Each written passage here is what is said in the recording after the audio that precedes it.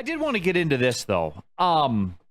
Hutch's development, because we unearthed on Monday that this network is chock full of Hutchinson haters. Mm-hmm. Sam Flannel being one, who said he, quote, needed more. He needed him to, quote, take another step. Now, that's a subject I brought up in the past, D-Mac, and got murdered on social media for it. Yeah. But Sam Flannel says it, and it's okay. But D-Mac, you know how we were talking about we make a difference in the streets with the fans? Terrell Williams heard the murmuring, and I think he went to the media, right? Talked about Hutch's development, stuck up for his guy. What did Williams have to say, Spenny? Here's what he had to say.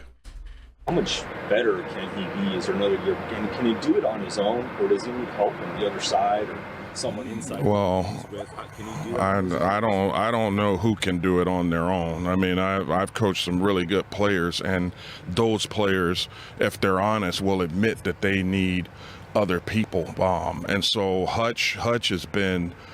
He's been unbelievable this offseason, and I think he's made huge strides from the time I arrived and to where we are now. And it's not me; it's him studying tape. It's him asking questions. He's everybody sees a big, tall 97 with long arms and Mr. Michigan and all this other stuff. But what you don't see is the time that this guy puts in, and he's constantly asking questions and studying tape and studying other players and working on his craft, and he is an extremely coachable player. Like, I love the guy because of what he's about. Like, he's about getting better. He's not about the glamour and glitz. He's just a grinder, and we need a lot more guys that have that mentality now. It seems like going. And that was Terrell Williams talking about Aidan Hutchinson. And, a lot of it, D-Mac. Flannel. I don't get why the guy doesn't like him, but he doesn't. He expects more. No, but D-Mac, the point of all this is like, with Williams up there talking, and you just kind of, everything that he said, you just kind of nodded your head to. And this is why I like you here, because, like, you've been in those locker rooms before. But year 3, right? That's about this the time. It. Dude, I mean, take it from here. The more that I'm listening or whatever, guys, that's Aidan Hutchinson, not Spencer Torkelson.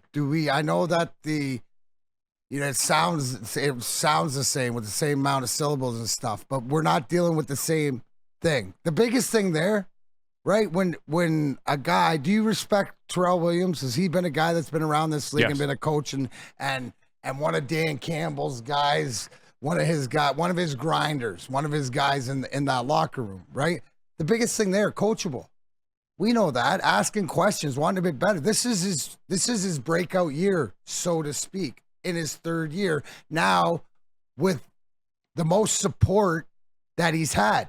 Now, I don't blame, as Rake says, look at Flannel asking for more out of a number 2 overall pick. But I think that the question is, you're just looking at, and again, I look at where it's coming from, and that's PFF. I know you don't subscribe to it, Neil. You don't know what PFF is. What is PFF? Right? It's an opinion, however it suits your narrative. Oh, gotcha. Because it's stats. It's propaganda football? It's stats. And if you lean towards it, yes, if you're looking at the numbers to whatever it is, but that's not the whole picture. That's the whole picture of what we're going into this year. So, I mean, and it's not like we're talking about a guy that hasn't been impactful and successful, and we haven't seen the progress. We haven't seen the progress of when he first came over pursuing, filling lanes and gap and improving like that. So if you don't think that not only he's putting the work in, but putting the film study in and asking the questions and with the guys around him, he's going to have that breakout season we're waiting for. He's one of the last people I'm worried about, Neil. Like, on this team, we're talking, we need more from him. He's given you everything you've asked for, right? Exactly. Now, maybe the stats aren't exactly what you want, But coming into his third year with everything around him, with whatever else, this is where you see, I believe, him step right into that leadership role. No, and look, like, to be fair too, and because again, people have come at me when I've talked about that, and maybe it was a little unfair on my part looking back, especially for the guy that's, you know, around locker rooms and stuff like that and travels with teams and things like that. But it is, D-Mac, it is what you said. Year 3, man. Were you fully, and I'll say this too about Hutch too. From what I've seen and what he does, what it seems like he's about, and to hear Terrell Williams talk about it too, is that he'll give it all to the game. Like, I talk about that a lot, right? Like Flannel's boy Aaron Rodgers, who is not at mandatory activities for some unexcused. I circle back to that stuff to say this, that with Aidan Hutchinson, you do not have to wonder.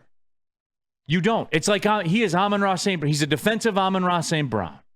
You don't have to wonder what he's about. And here's the one thing. Like, the difference is it might be a football mentality. Hutch is going to give you everything he's got. Now he's just got to get a little bit smarter. Right? Like, it's almost and when like, you say smarter, you mean like the professional side of this, it. Right. I use this analogy, right? Hutch is sort of like Gronk, right, at the defensive end, but with the football acumen, like, he's going to get better, and he's just got to, you know, get smarter and when to use different things. But his motor, right, we know that he's going to give everything he has every time he's on that field. It's just about being surrounded by better football players, being surrounded by great coaches that can get the most out of him. And I think that into your third year, right, with a guy like this is the year. This is when you, I guess, more expectations of those sacks. The pressures turn into sacks now, right? Because they're better, because the coverage is better. You give Aidan Hutchinson a half a second more on some of these plays, or a second more, he's going to get there, I believe. Like, you got to look at the whole totality of the picture. So now, right, and I'll make this comment, if we don't see production as what we're talking about here, then maybe there's questions that have to be made, but that's not till 3 or 4 games through the season, right? What do we know about Hutch? In the past, he's been streaky. If he gets them, he's going to get them. We need more consistency. I'd like to see him get one every other, you know, 1 or 2, but be involved every game or every other game. To me, when it comes down to sacks and pressures and all that, I look at the whole team and the way that they've gotten better. And I don't care who gets it. It's like I asked the question yesterday, how many sacks do you think this team's going to have? We went back to, what was it, 70-some was the 84 Bears or whatever. No, last year you had 45. You should be in the 50s. Right. I don't think that's out of the question with what you've added, the talent and the coverage. So I think this, like, I have no worries about Aidan Hutchinson. He's the last guy that I'm worried about. And to be fair, like, that's always been what I've followed up anything I've ever said. Like, when I talk about that, because I see him as that. I see him as our game wrecker, as our guy, as our Nick Bosa, Chris Jones, insert your name. You know what I'm saying? Like, the dudes that have moments and plays that flip a football game and consequently can flip a season. Right. That's what I'm talking. Like, the run-of-the-mill stuff, I have no concerns about that. No. He's not, in no way is he average. No way. No. I'm talking about that. We made the point yesterday about talking about a guy in James Houston, right, as a defensive end that had 0 sacks and 0 interceptions and made a big deal. Dude, he's a defensive end. He's not supposed to. Yet Aidan Hutchinson is that elite that he can be smart and step back and pick. But you know what I'm saying? So that's a game changer. To more so that in different ways.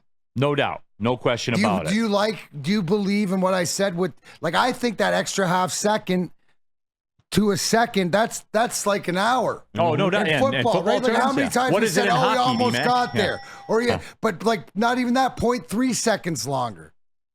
Right? Like that's just how I see it playing out. Now, They still got to play the game, but this is the trend that I'm going towards. Dante 151. The NFL is docking the Falcons a 2025 fifth-round pick for violating tampering policy with Kirk Cousins. Darnell Mooney, Charlie Werner, the Falcons will also be docked $250,000 as well. Hey, they got the guy. Mm-hmm. And didn't want him after that. But right. But hey, but they got their guy. So the cheating worked. Yeah. You can relate. Yeah, I can. Being a Michigan fan, you can relate. You can relate to this championship too. That's what I watched him get it. Yeah. Just like the Falcons got their guy. If they go to the playoffs, it was worth every second of it. Yep. Every cent of it. And every second. Let's stop talking after that.